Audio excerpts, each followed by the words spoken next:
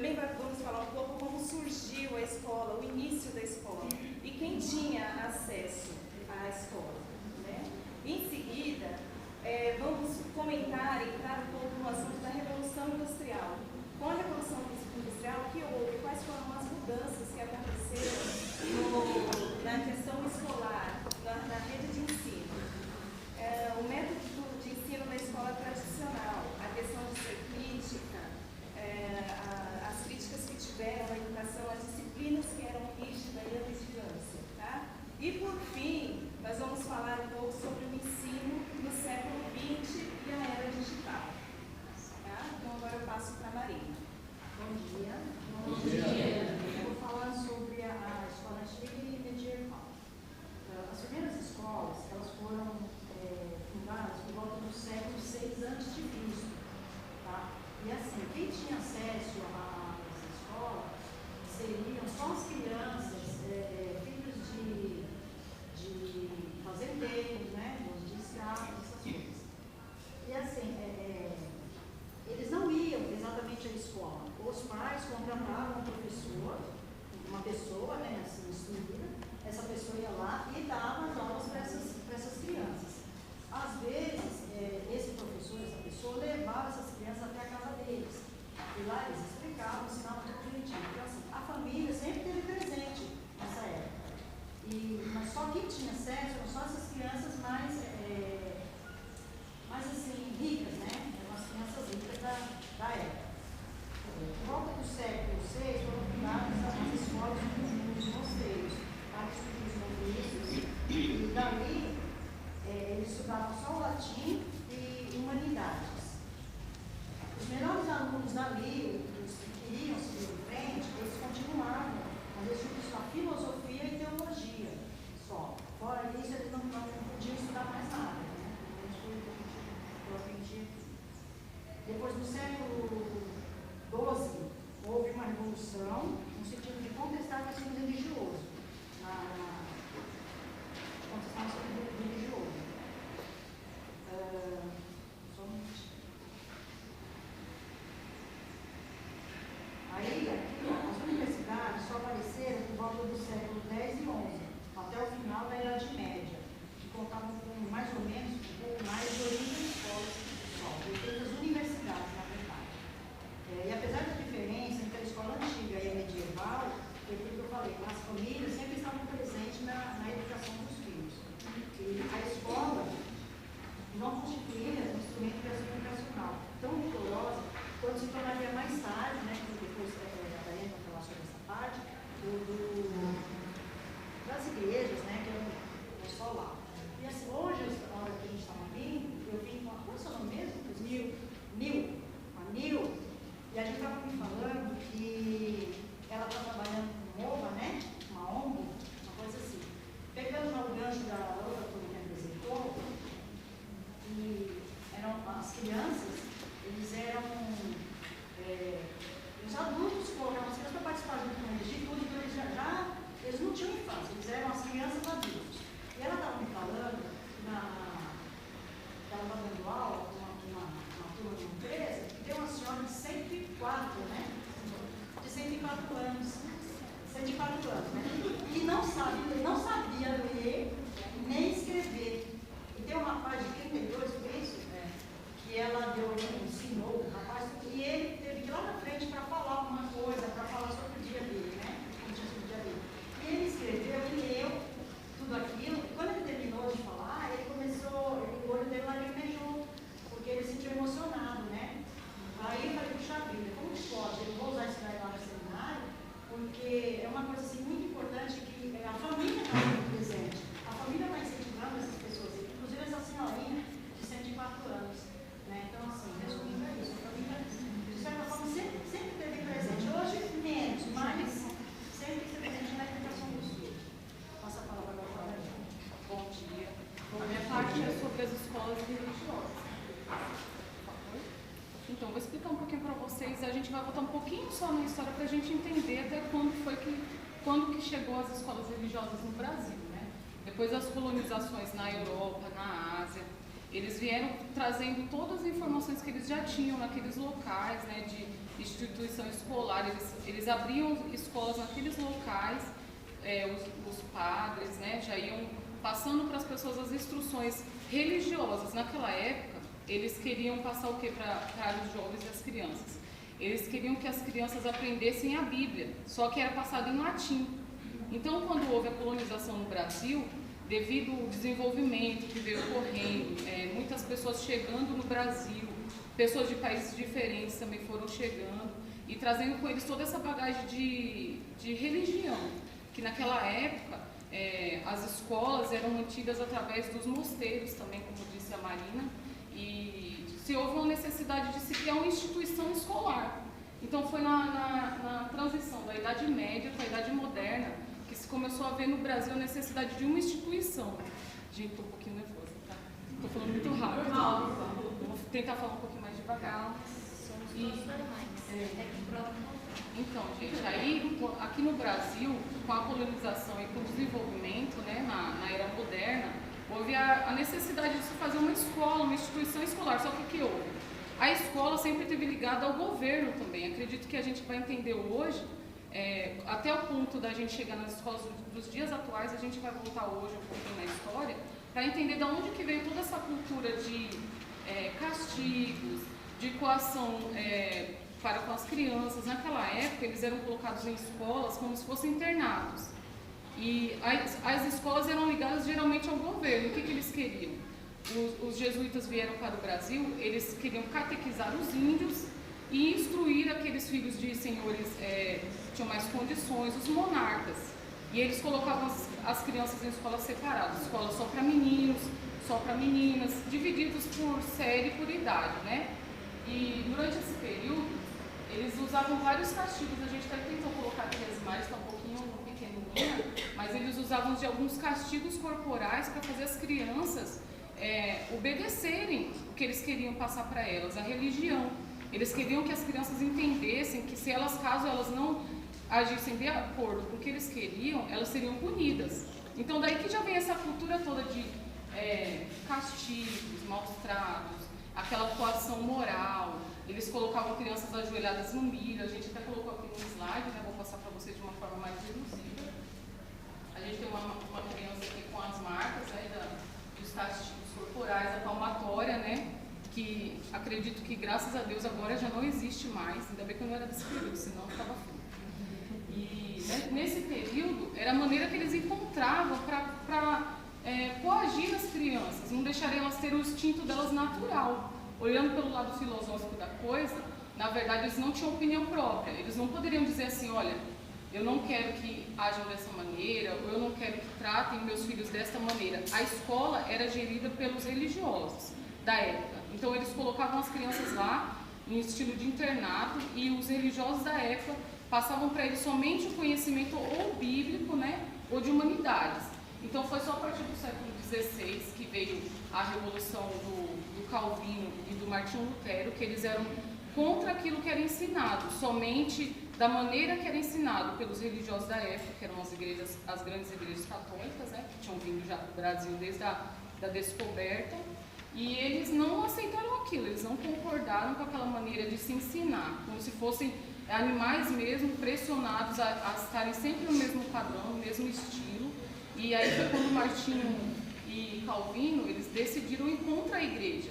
E quando eles decidiram ir contra a igreja, contra aquela forma de educação, eles foram fundando outras escolas, outras instituições. E nessas instituições já eram passadas outras matérias, além da religiosa. Ele traduziu também a Bíblia para a língua local, que antigamente não era assim. Eles passavam no latim e a criança tinha que entender o latim, independente da língua dela natural da região.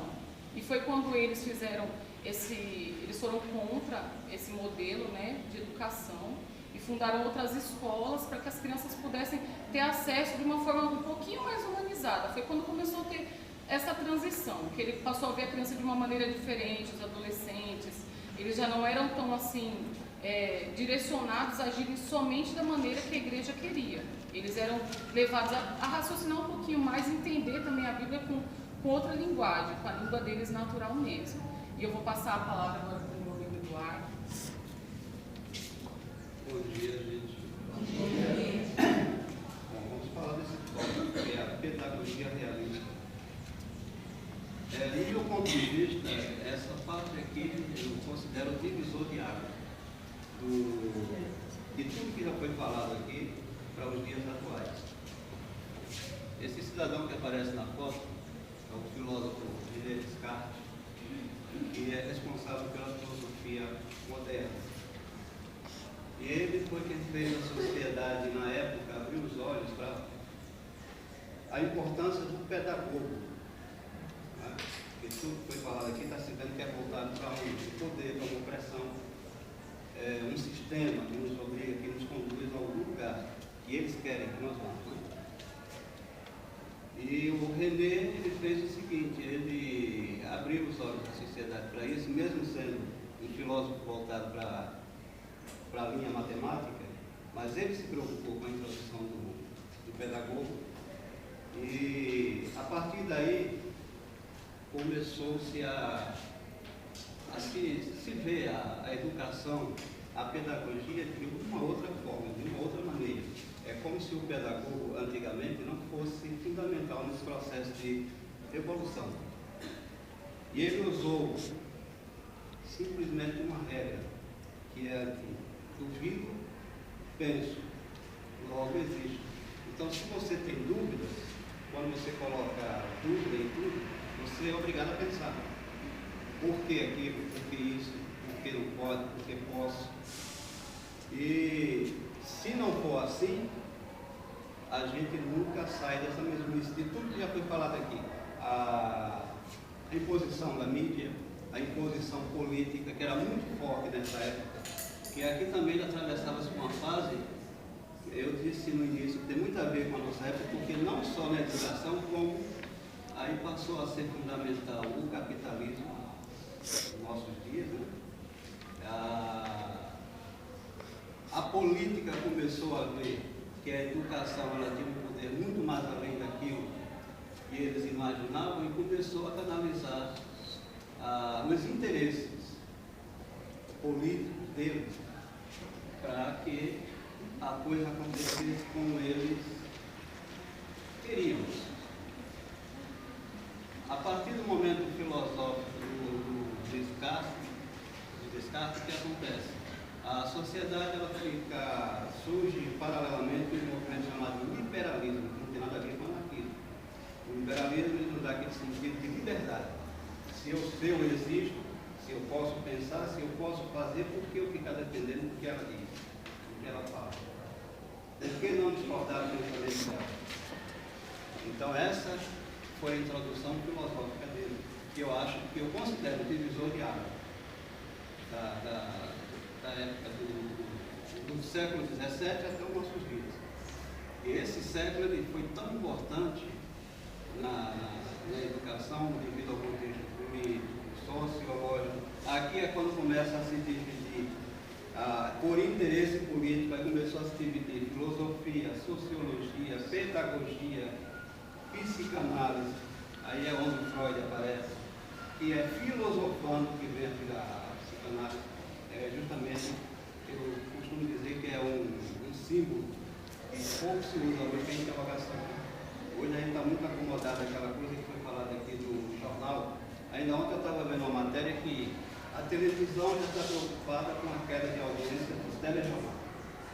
E está atribuindo isso ao fato da internet.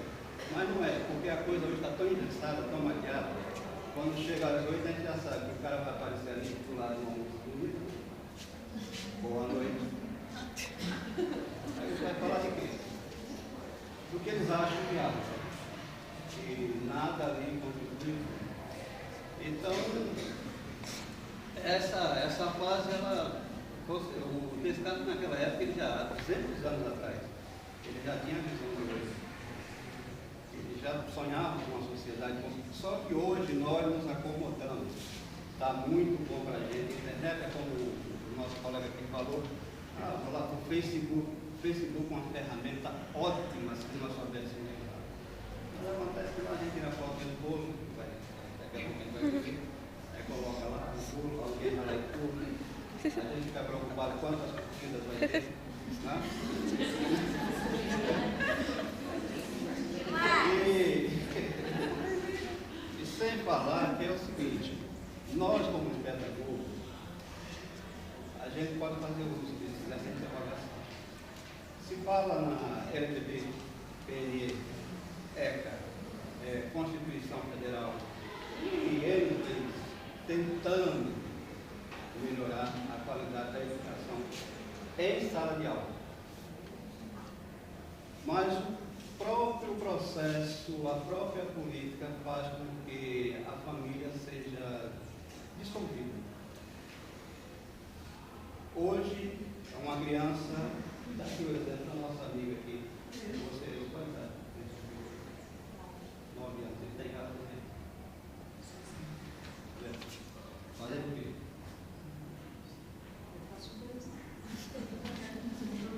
Então, por quê? Porque a mãe precisa estudar, precisa trabalhar, o pai idem, e a criança fica dependendo do que vai ter como base dentro de uma sala de aula. E nós, como pedagogos, o que acontece? Eu vou dar um exemplo aqui dentro da instituição, do que está o nosso alcance. O professor Rodolfo, coordenador do curso, ele chega aqui, traz uma arma, um papel, não sei, vai dizer, olha, amanhã todo mundo vem de cor de rosa, eu quero a menina de azul e verde. E o sapato tem que ser, enfim, determina uma regra, nós temos que fazer o que ele pediu, concordar com aquilo, porque foi o professor Rodolfo que falou, coordenador do curso. Em momento algum nós pensamos em discordar, não, professor, não é de rosa, não. Eu não vou de rosa. Ela pode até querer usar o azul, mas eu não vou usar o rosa. Então temos esse direito de discordar, de ver o que é bom e o que não é. Existem regras, existem leis para serem aplicadas dentro da sala de aula, sim, mas nós não devemos nos sujeitar a isso. Eu falo assim porque um cidadão na idade que eu tenho, eu vivi a época da ditadura. E vocês são utilizados, a maioria aqui, eu não tenho filho. E naquela época era o seguinte, eu usei muita camisa com o símbolo norte-americano no ombro, e eu achava aquilo bonito. Achava aquilo muito bonito, muito bonito. Eu brigava com a minha mãe, porque eu queria o símbolo americano no ombro, divisas, as camisetinhas muito divisas na unidade, e eu achava que aquilo era massa. Vivi o tempo de uma opressão política, e aqueles que não viveram não queriam viver, porque muita gente vai dizer, eu sinto saudade da ditadura, então vá viver o que tem ditadura, porque não faz. Tinha alguns pontos a ser considerados, e eu mesmo fiz, na época, todo o meu curso primário em escola pública, e na época eu me destacava como um aluno dentro de sala de aula, porque eu ia para estudar, ia para aprender. Só que o aprendizado, o ensino naquela época era o ensino engessado. Foi em 1994, para entrar na sala de aula tinha que cantar o hino nacional no ano feito, tinha que rezar, orar na casa, e existiam duas matérias que eram matérias de alienação. Uma chamava-se Moral e Cívica, que de Moral e Cívica não tinha nada, e a outra OSPB, Organização Social da Política Brasileira. A política brasileira que eles achavam que nós deveríamos aprender. Então eu não desejo essa época para ninguém. Então hoje, com 51 anos de idade, existiriam duas opções para mim. Ou me acomodar com aquilo que já tenho, e não fazer nada para mudar, ou continuar lutando para mudar alguma coisa, porque eu tenho netos, eu tenho filhos, eu tenho 3 filhas formadas aqui, lá, na pedagoga. Então eu acho que o papel do pedagogo não é só dentro de sala de aula ensinando o que é o A, o que é o B, o que é o C com uma criança. A gente tem por obrigação, sim, vamos formar, como a professora sempre fala, senso crítico. A gente ouve aqui falar em senso crítico, quando sai daqui, vai para frente do computador, o Facebook, curtir a foto da menina, do livro. Não somos capazes de usar essa ferramenta aqui para mudar os dias atuais, para melhor. Não é preciso ir para a rua fazer quebra-quebra, furar pneu de carro, dar tiro de gente, não precisa nada disso. Agora imagina só, amanhã ou depois vai haver uma greve dos professores aqui da universidade, aqui da faculdade. Greve é ninguém trabalhar. Não necessariamente ir para a porta da faculdade e quebrar catraca, né? Fazer palhaçada. O certo seria ninguém vir trabalhar, não está funcionando aquela instituição ou essa instituição porque alguém não está satisfeito com o que está ocorrendo. Exato? Mas vai vir sim, vai sempre vir um professor e vai chegar mais cedo do que eu me costumo, vai entrar aqui, vai lá na sala da coordenação, não vai encontrar ninguém, vai pegar o telefone e vai ligar para o reitor, para perguntar por que ninguém sabe o que está acontecendo. Que aquilo é o que a amiga falou no início aqui. As pessoas hoje estão preocupadas em chegar num status superior de alguém. A professora Thaís é professora de mestrado, ela fez, eu vou fazer doutorado, eu vou no lugar dela, eu quero o lugar dela. Não importa onde ela vai. Eu quero o lugar dela. É assim que a sociedade está vivendo. Então, essa importância do pensamento do Descartes nessa época, no século XVII, em plena reforma política mundial, que não era uma coisa local, certo que veio da Europa para cá, a América Latina ainda não estava tão desenvolvida, mas graças a esse pensamento, hoje nós somos capazes, temos as condições de mudar, agora mudar para melhor. Isso fica o nosso critério. Essa coisa da gente ficar também só no discurso não adianta. Temos que sair do discurso e partir para a prática. Se não partir para a prática, nada vai acontecer. Vai ser sempre a mesma coisa. É isso que eu tenho a falar para vocês. Obrigado.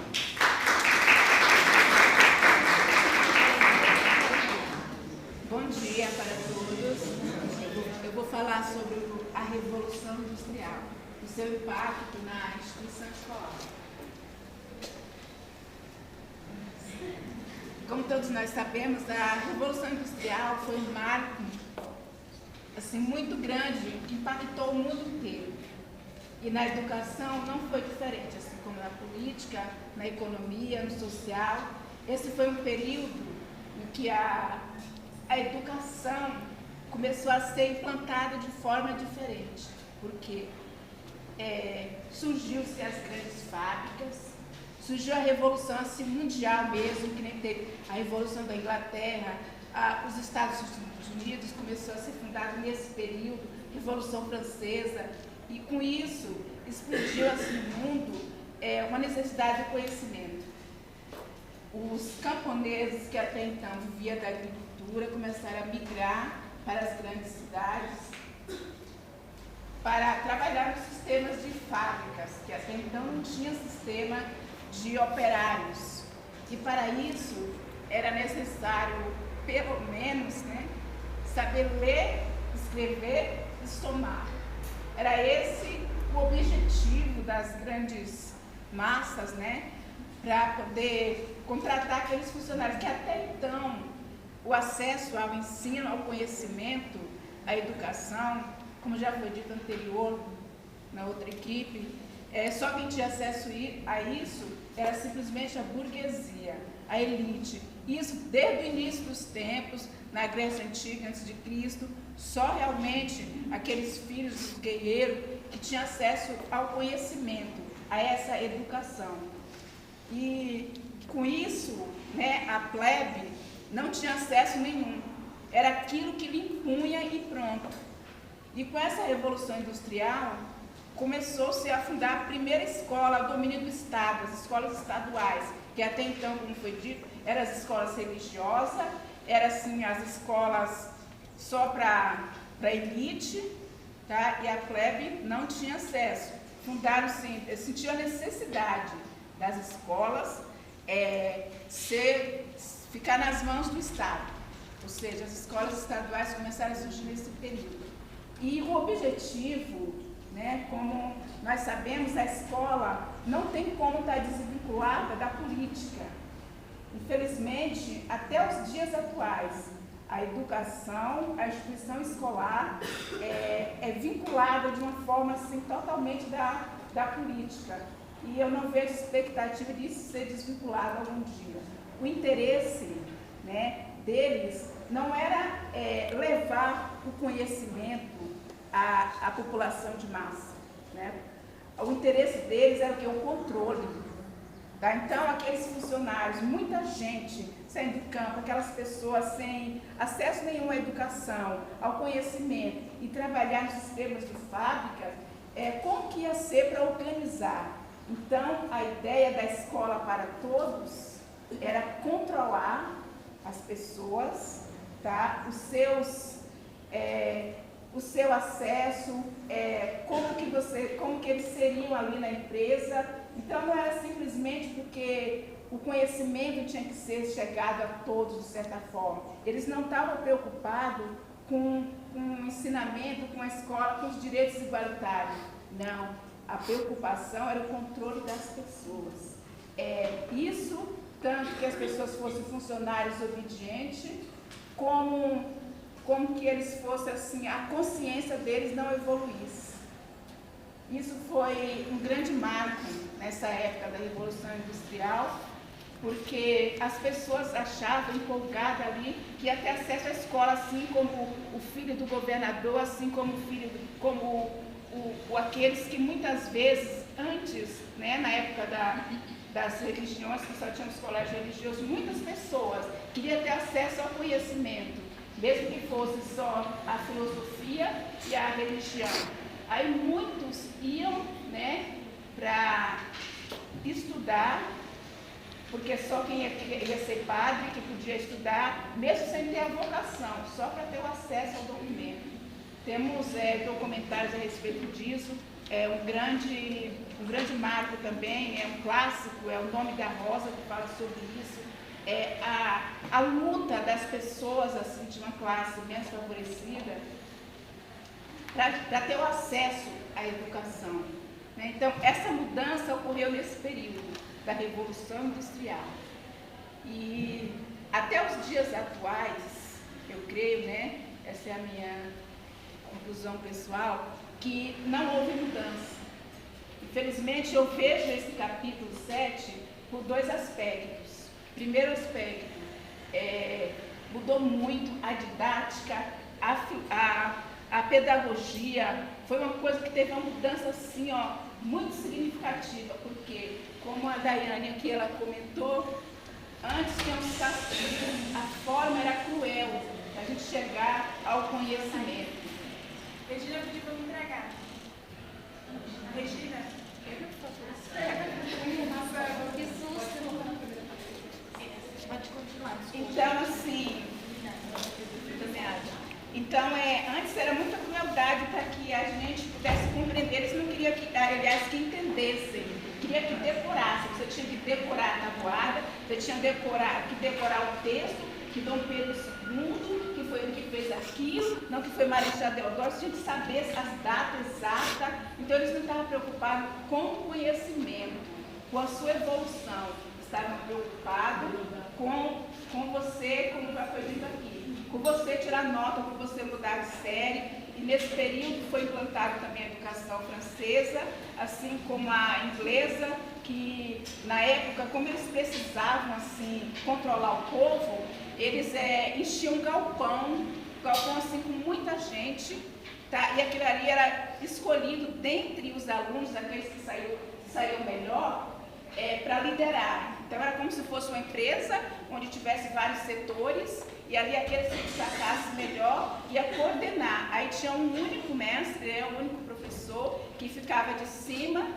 tipo num palco, né, em estrados, relata, né, para irem coordenando aquele grupo. E conforme eles evoluem, não era ensinado assim as matérias por matéria, tá? Era ensinado, claro, como já foi dito aqui, as matérias que interessavam a ele, que aquele povo tivesse conhecimento. Não havia pensadores, era aquilo e acabou.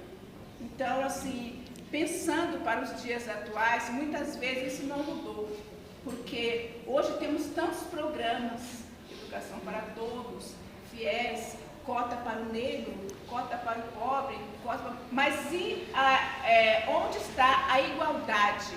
Eu vejo que nos dias atuais não mudou muito nesse aspecto. Então, o aspecto pedagogo, didático, maravilha, foi uma bênção. Agora, o aspecto da instituição, da igualdade, de formar pensadores, não evoluiu. Infelizmente, hoje, tem sim, que nem eu, como o colega que falou, nós, na nossa idade, agora que nós estamos tendo acesso, né, ao curso superior, então, antigamente era bem pior. Mas e onde está a igualdade? Vai dizer que eu vou sair daqui, vou fazer um concurso e vou concorrer igual o estudante da USP. Eu não vou, eu tenho essa consciência. Então, falta isso, como já foi dito, falta as pessoas se conscientizar, tá? Que tem sim educação para todos, como há 12 anos o governo PT prega, mas e a qualidade?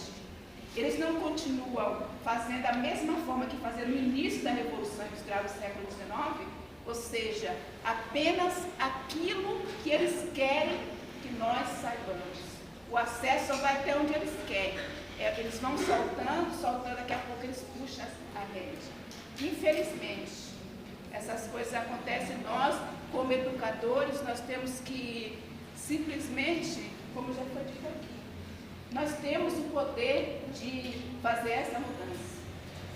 Leandra, está com a palavra. Bom dia. Estou muito nervosa, mas eu vou tentar passar um pouco do que eu entendi. A gente viu aí sobre as mudanças, né, nos métodos de ensino, desde a antiguidade, né, a escola medieval, a gente falou um pouco, da escola religiosa, né, e desde o século XX essas mudanças ela vem acontecendo, né, e aí a partir do século XX ele foi tentando tirar esse autoritarismo das escolas antigas para passar porque não estava atendendo mais a necessidade, né, dos educandos, né? E então naquela época surgiu a escola nova que quebrou esses parâmetros tradicionais das escolas antigas, né? Então e a partir daí também surgiu propostas para os pais ajudarem os filhos no processo de aprendizagem também, tá? Aí eu vou falar um pouco da escola nos tempos atuais, que hoje em dia fica caracterizado pela inclusão digital, né? A maneira de aprendizagem hoje em dia estamos na era digital. Vou ler.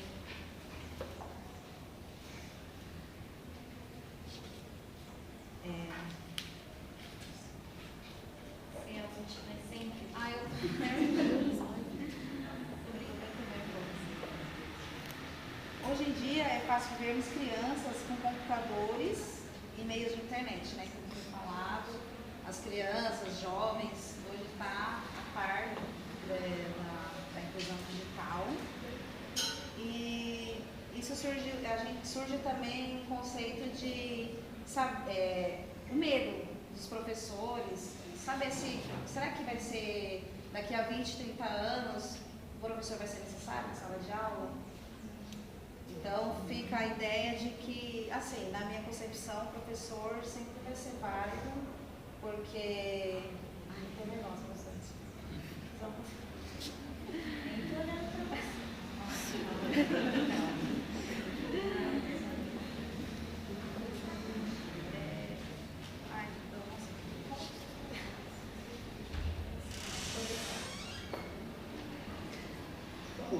Voltando para o tema. É o seguinte, a escola hoje é mais ou menos aquilo que eu estava falando, o que ela está tentando passar. A inclusão digital também eu acho que é uma utopia, a tal de inclusão digital. Ele está se incluindo, está se vendendo computador. Computador e celular de última geração vem muito. Agora incluir ninguém vai incluir ninguém. Então, mas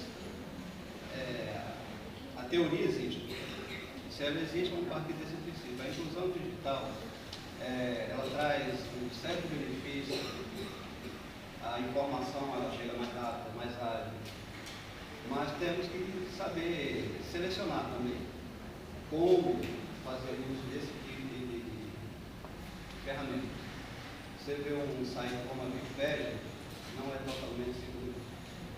Tem todas as informações que você procura lá, mas não é seguro. Sempre o engraçadinho vai dizer que Dom Pedro I era descendente de chinês e fica ali, desinformado, vai lá e pega aquilo, passa com uma folha de papel, chega aqui na sala e vai ver. Dom Pedro I era filho de chinês. A importância do pedagogo vai ser sempre preciso alguém estando. Sim, a intenção do sistema é o seguinte, é que um dia seja, como você levantou, nós fiquemos diante de uma máquina, talvez até adorando aquela máquina, e as coisas correm à nossa volta do jeito que eles querem que seja. Mas só que para ter aquela máquina, você precisa de alguém que saiba fazer, saiba programar. Então isso depende de alguém que ensine para alguém. Outra coisa que devemos ficar atentos, a nossa companheira aqui falou, não mudou-se quase nada em relação aos primórdios.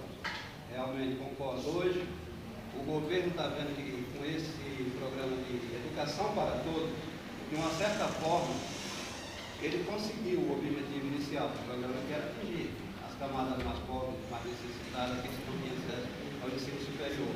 Só que ele está vendo que o negócio está indo de vento em pouco. Então, o que é que volta agora? A política totalmente voltada para o ensino técnico, que é o que as indústrias necessitam. Não é que seja ótimo para a gente.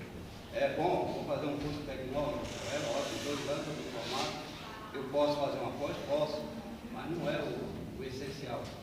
E eles tentam vender esse peixe dessa forma para a gente.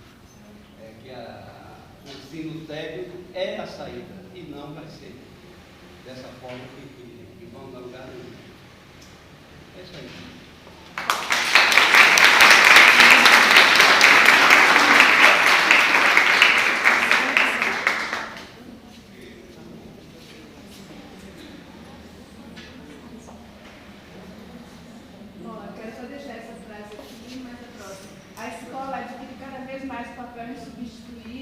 Da instância mediadora ao estabelecer o vínculo das novas gerações e a cultura acumulada.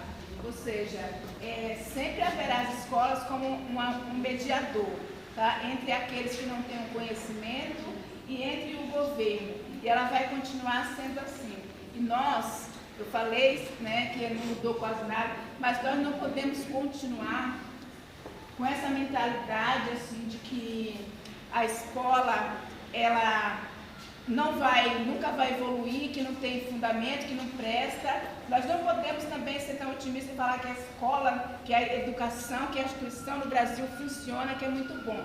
Mas não podemos também ter a visão tão negativa de achar que não pode mudar.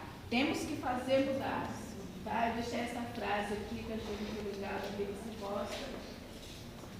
Para vocês, agradecemos a atenção.